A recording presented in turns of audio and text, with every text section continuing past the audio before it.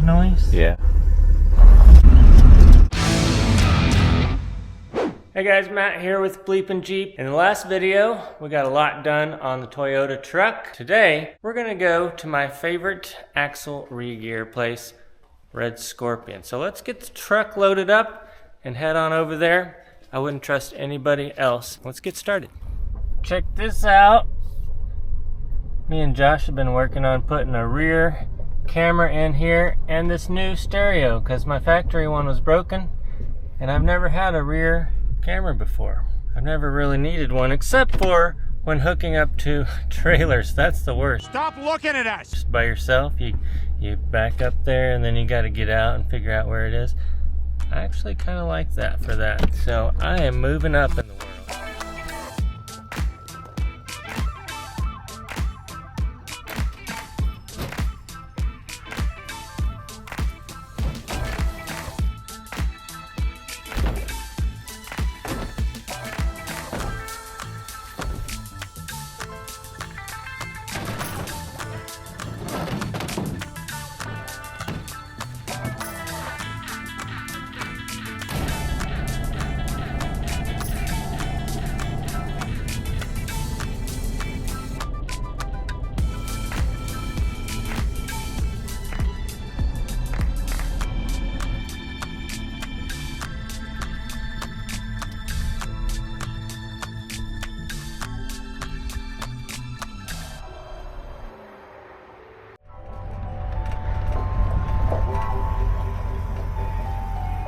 No Josh? No Josh today. What, he's slacking? He is. How's it going? Good, you? Good. It's all dirty. Think you can do it? Yeah.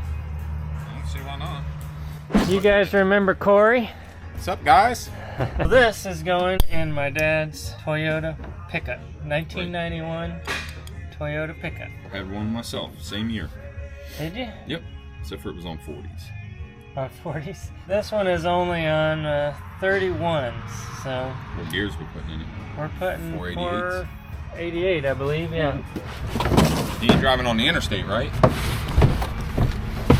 So when you do the math, for 31s, you're actually supposed to have 488s for Really? this truck. Yeah. Huh. I'd have never thought that. Yeah.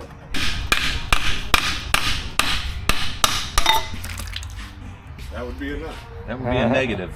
It's a good thing you did put that bucket there. Oh, Look how tiny that thing is. It's a little BB. I've seen golf carts with bigger different. So when's the last time you said you did one of these? Ooh, 96? 96. I don't see any Toyotas around here. No, not a whole lot of Toyotas around here.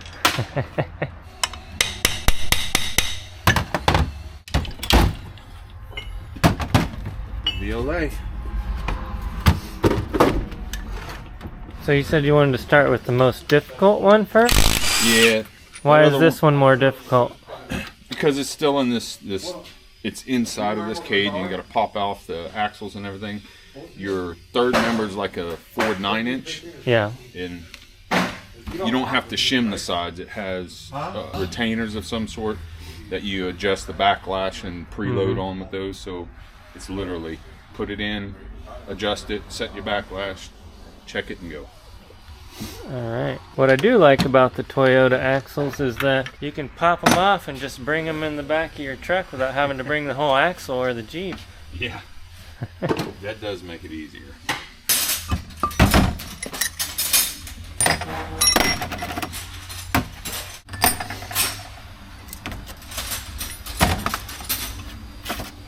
What I found interesting on these Toyota axles is that the breather was just right on the axle. It doesn't even go up into the engine bay or anything. No. If you're going to reuse the pinion, I strongly suggest not removing it in this manner. Wait, I wanted to reuse that. Too late. Go. Little dink. Go ahead. You're moving like a madman today. You gotta be somewhere? Nope. Just making sure I get these done for you. got to be on top of my filming game today. He's just doing stuff without me. Bang, bang, bang.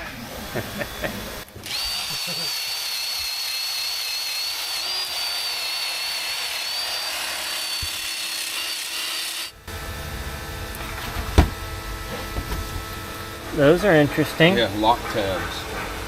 What do you have to do with those? Bend them Just over? bend them back down.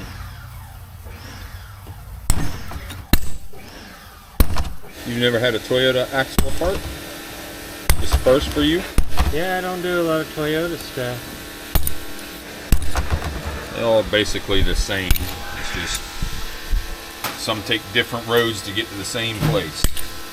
I guess they don't believe in Loctite at Toyota. Oh, well. We're going to put Loctite on it and these.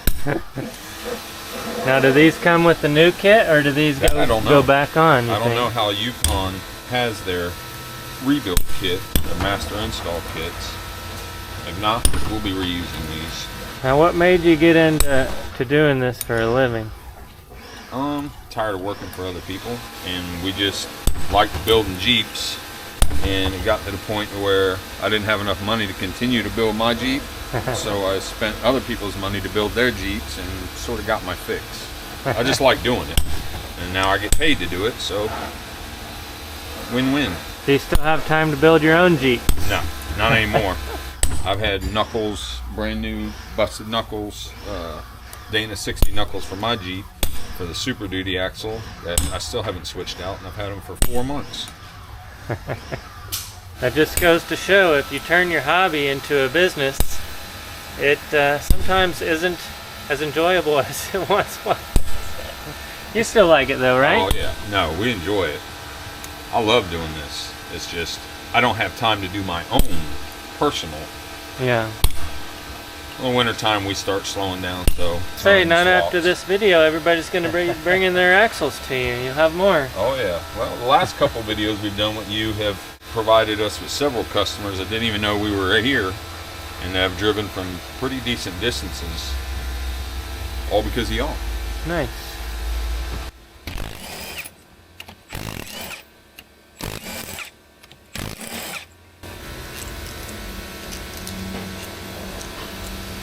And if you're going to reuse the ring gear, I wouldn't suggest this either.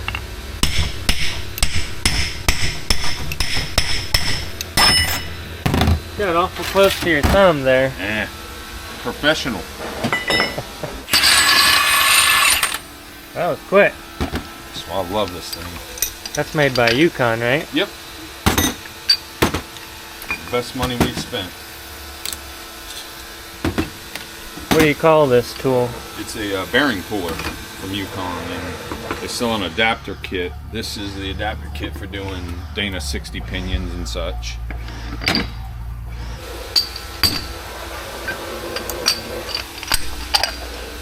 Goes on like that. Put the retaining collar on.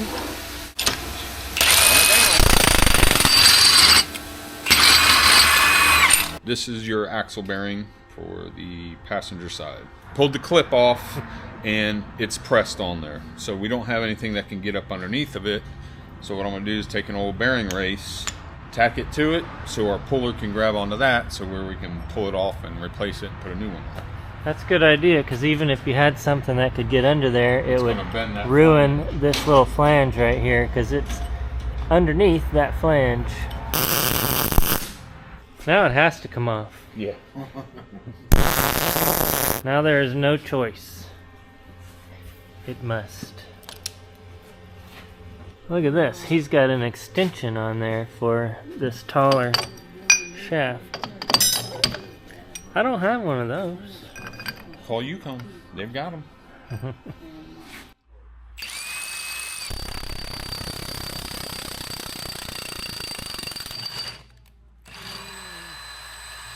Nice. Voila. Go ahead and grab that. Sure will. Years ago, I would have just grabbed it with my hand, not thinking. Got a little warm. It's a little bubbly. Now let's hope the other one is the right size, the replacement. Well, that's the one that Josh ordered, so if it's not, we'll blame him. Josh, I hope you ordered the right bearing.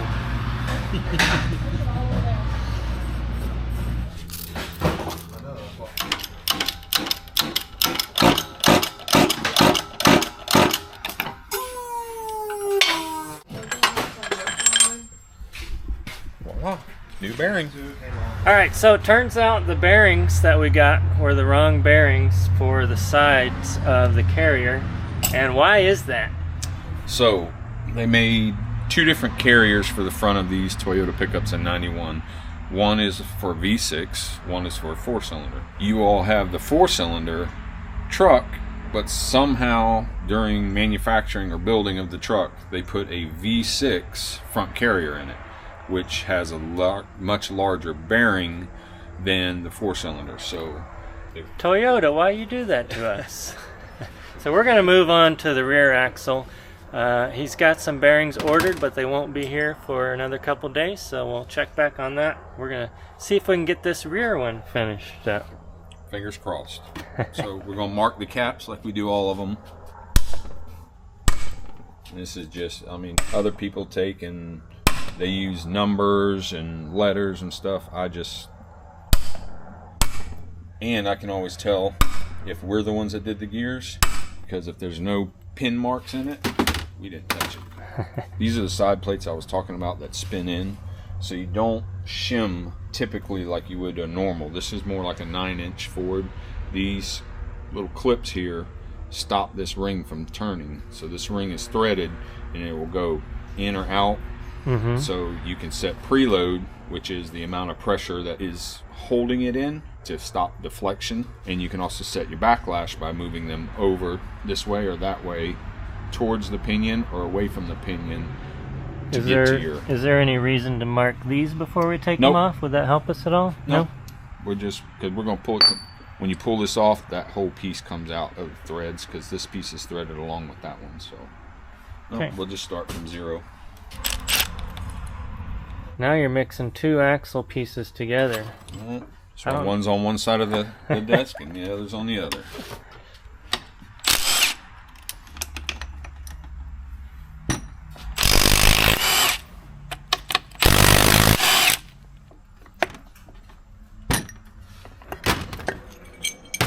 See how it's threaded? And it's actually threaded there, and it's threaded on the inside of the cap. I'm glad this one is so much beefier than that last one.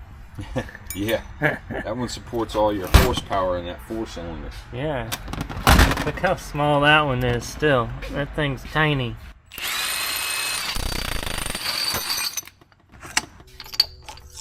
Now, do we have these bearings? Oh. They're going to be the wrong ones too? Hopefully not. Got your fingers crossed? Nope, they're right. Alright. Hey, something positive.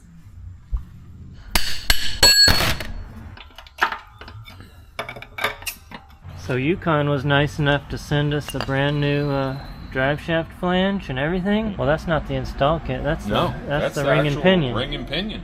Huh. What's that little thing? So you have your bearing that rides here, then the washer will sit on there, and then your seal right here goes there. That's a slinger? Yeah, it keeps the oil back in the bearing. And so whenever you get new gears out of the box, we always take and run a file across it to make sure that there's no burrs or anything that will make the ring gear sit crooked on your carrier. And then we'll also do that to the carrier.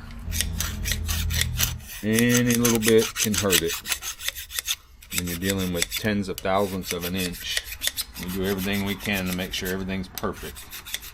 Every inch counts. Oh yeah, every 100,000th of an inch counts. Yukon install kits are so cool. Time to look at the Bible. Toyota, 8-inch front and rear, 70 foot-pounds on the ring bolts and 70 on the bearing caps. Nice job, Yukon. Are you a double-click torquist? Oh yeah. So I've heard different things on the clicky clicks. Some people say 1 click, some people say 2 clicks. How I was taught, my dad taught me when I was a young kid. I don't think that it makes any difference 1 click or 2 click. I like the 2 clicks because you know for sure it wasn't just an abnormal click. But there are people out there that say that's over torquing it. So what do you guys think?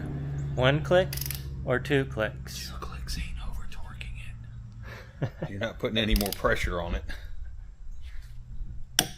Back off. Pull it again. Doesn't even turn. So, no more added torque. It's just double checking is the way I look at it.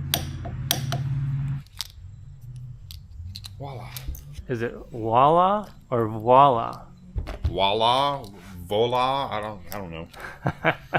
We're gonna start an argument in the comment section. Doesn't it start with a Y or something like that? Starts with a V, I think. So I guess in Japan, where they make these, they don't have Loctite. So they put these cute little obnoxious tabs. They haven't invented Loctite yet? Apparently not. Either that or it's an American thing and they don't trust it. This does the same thing, but we always put Loctite on them. Just this one's going to have double the amount of holding. Double Loctite. Yes. It's just 300,000 miles, right? Mm-hmm. And those bearings look really good for that much mileage on them. Like I said, he drives like an old grandma. I mean, there's no play in it whatsoever. Things are getting really complicated with all these parts over here. Making me nervous. Well, I mean, like if I was to try to go through and edit film, I'd be lost. So, we thought we had another wrong part, but it looks like this flange is an upgraded flange. The bolt holes do line up there, but the splines are bigger. But hopefully it still fits. Is that the goal? Oh yeah, I'm highly confident of it. That one was kind of tight. Yeah, it was. That one wasn't giving up the goat. Wait, did you say giving up the goat? Giving up the goat. You never heard that expression? You're gonna start the internet all on fire now. I thought it was giving up the ghost. Oh, see, I was always told it was a goat. Oh man, it wasn't giving up the goat. That's one of them Florida things, apparently. Yukon Bibles that they used to provide. You go down here to Toyota, 8-inch front or rear. It tells you what the OEM shim depth is for your pinion, 74 thousandths.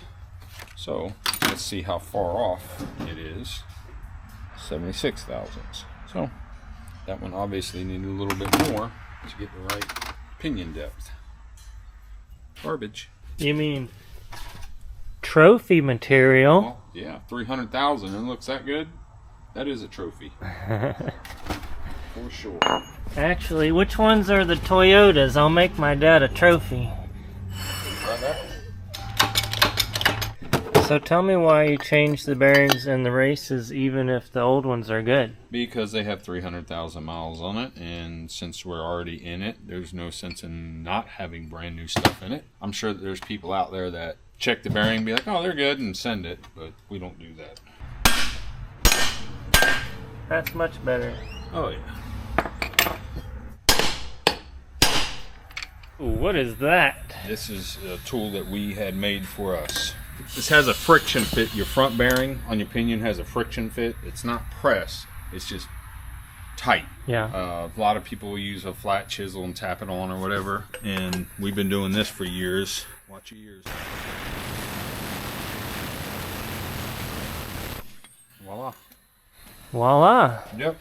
Doesn't do any damage to anything. Nice. Yeah. Oh man. Yeah, the dual headed hammer that y'all made him, Yeah. that replaced it. So now I don't have to have him holding on the one side of the axle while I'm tapping the bearing on. I just literally put this hand in, hold it, grab that, burp.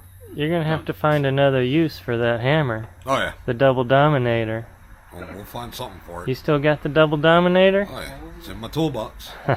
There it is. That's the double dominator that I made for Mike whenever I noticed This is a prototype. he was using his shoulder quite often.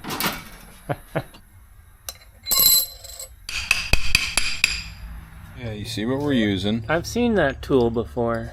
Some of our good friends over at BleepinJeep come up with this design. The people on the internet said just to put the tires back on the ground, and then you wouldn't have that issue. Problem with that is when you're trying to set the preload on your pinion, there's no gear in it. Or you don't even have a vehicle to put tires down. Yep. Not enough shim. More shim required. Yep. Do you guys have a BleepinJeep alignment tool? I brought one for you. Oh, we'll take it. Okay. Yeah. Say no. No, we don't have any. We do it with strings and laser levels and all this complicated stuff. Takes 4 guys to set the toe. You know what? Set would be awesome. I have something just for you.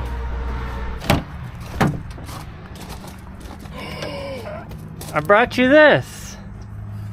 I also brought you guys some of our new swag. So these are patches. You got rubber patches and are they Velcro? Oh. Yeah, those are Velcro patches. You are the man, sir. Your hands are cleaner than mine. Wow. I like that. Yeah, it's got the instructions on there. A 32nd, as we normally tow them in a 16th. Just to get it to the alignment shop. And I like the fact that you do these on different sides, whereas other companies will just have them all on one side, and half the time they don't line up right. Yeah, that's awesome. That'll fit anything. Oh, I'm gonna get these powder coated. That might throw off your alignment if it's got powder coat on there. That is awesome. Thank you, sir. Pinion preload is determined by inch pounds of how many inch pounds it takes to rotate it. So this one is at 30. And it's supposed to be at? We're going to check the Bible. Toyota 8, 12 to 15. So it's double what it's supposed to be. So we pull it all back apart again, add another shim, put it back together again, test it again. This isn't quite as good as the food from the lunch lady, but it'll have to do.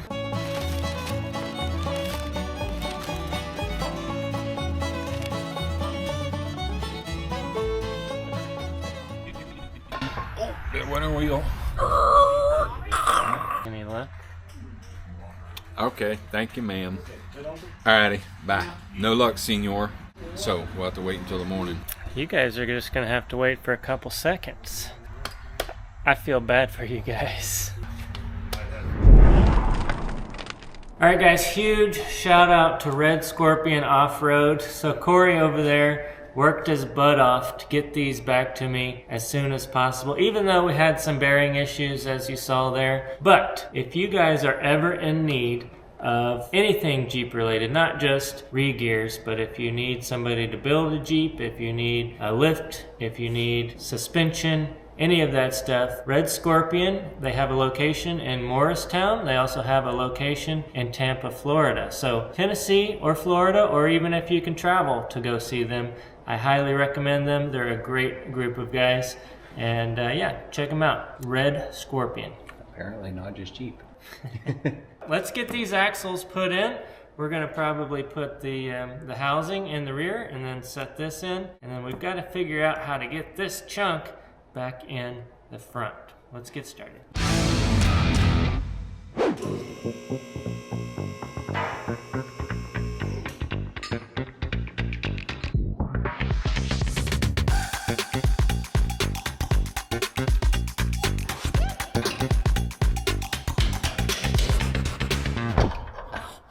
We need to start wearing helmets. They make little helmets that goes under your hat. Have you seen them? If you start wearing a hat, I'll get you one. It's like this little thing that goes under your hat, just real thin, and helps you when you're working under vehicles like this. They have ones with little spinners on them too. I'll get you one of those for sure.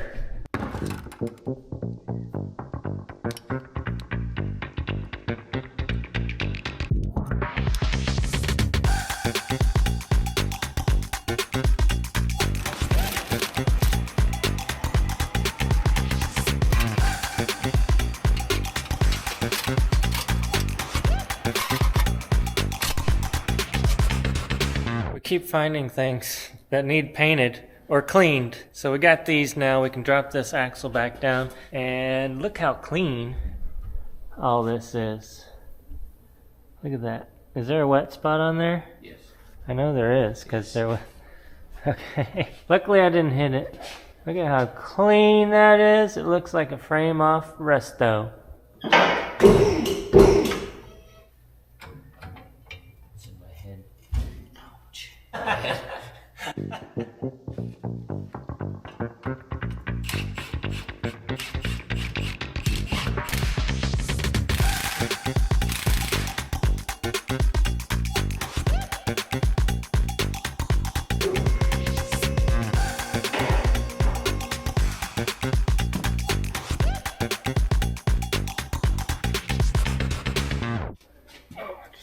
Chin in there. Ultra grade, dude. I can't do it. No more jokes. Do I have ultra gray in my beard? Hey, have you seen the seals for these axles? Those O-rings and the seals? Oh! If you are a good viewer, any good viewers out there, do you remember where the seals are for these axles? I heard them. They are right here in this box where I told you guys they would be. If you remembered that, good job on you.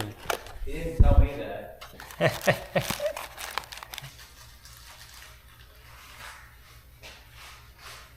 Okay, we're going with ultra gray. Not for your beard. Your beard.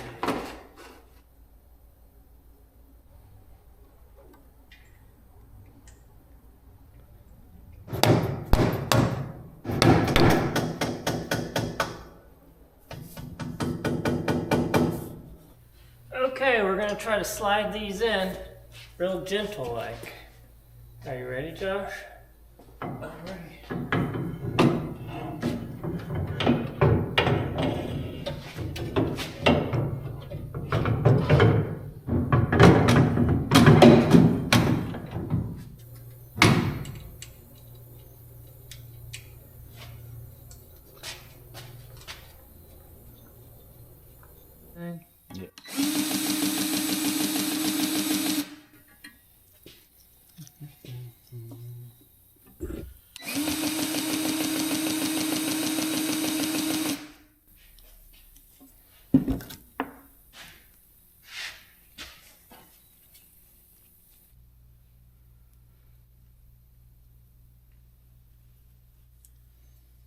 Is she all greased? She's all greedy. We got her all greased up, and we're gonna start putting this thing back together, and pretty soon we're gonna be able to drive this once again.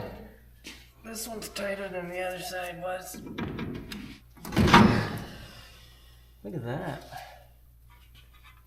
What I really find fascinating is there's air scoops for the brakes, like you would find on a Ferrari. Isn't that cool? You only have to go faster than the truck can drive for that to work, though.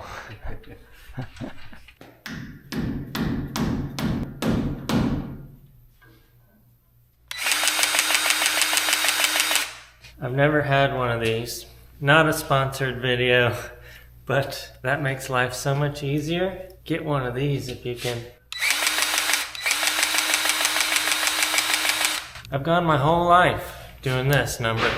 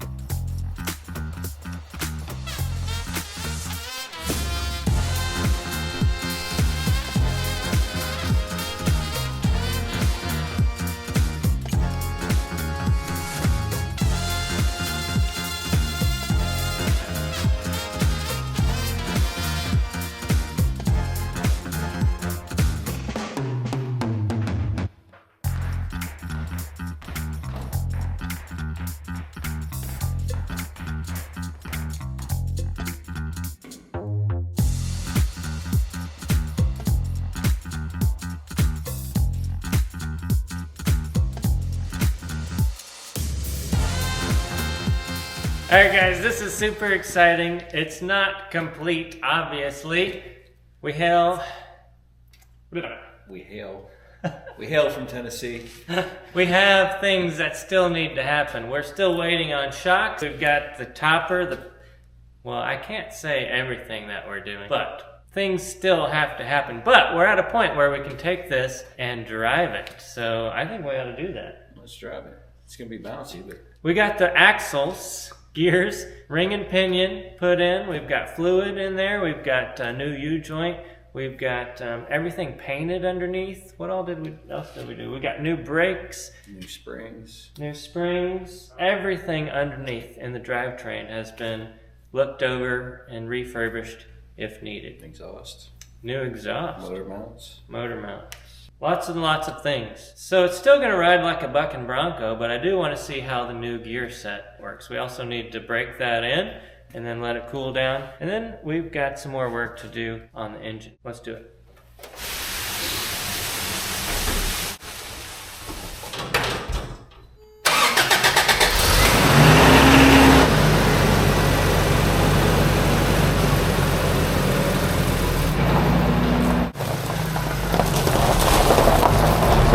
On some Bilstein shocks, so this is going to be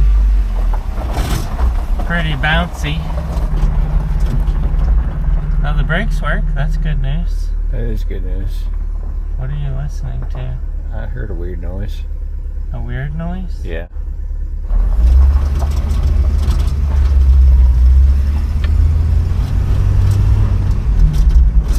So it's wheel speed.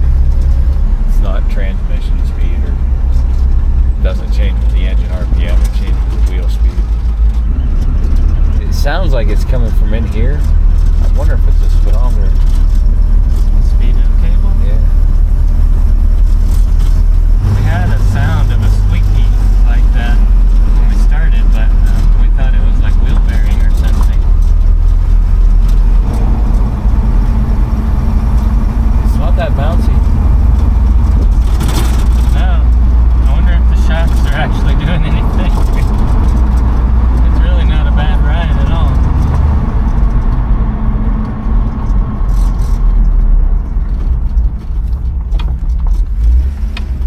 Alright, well, success. We made it back to the shop with only a couple weird noises.